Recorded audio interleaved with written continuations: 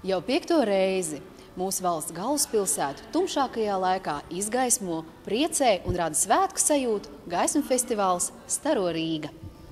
Drīzumā pie savas gaismiņas tiks arī Latviešu biedrības nams, un tas pateicoties Rīgas vecākajiem un ietekmīgākajiem labdarības klubiem.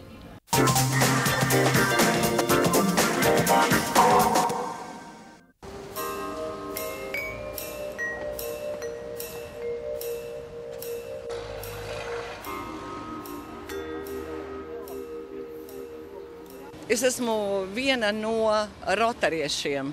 Latvijā rotarija klubi ir 18, bet vēl bez rotariešiem Latvijā ir klubi Lauvas. Latvijā ir klubs 41, kas apvienos gudrus biznesa vīriešus. Latvijā ir Ladies Circle, Round Table. Es laikam pat nenosaukšu visus. Katrā ziņā kopš Latvijas neatkarības atjaunošanas šie starptautiskie klubi atkal atzima Latvijā. Tie ir pietiekami nobrieduši prātā un sirds skaidrībā un gudrībā cilvēki, kas atrod veltīt savu brīvo laiku labdarībai.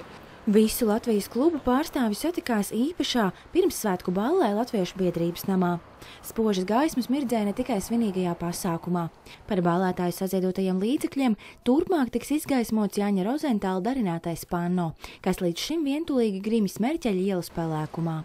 Viņš to būtu pelnījis, jo mēs jau paši arī gribam starot no iekšpuses, vai ne?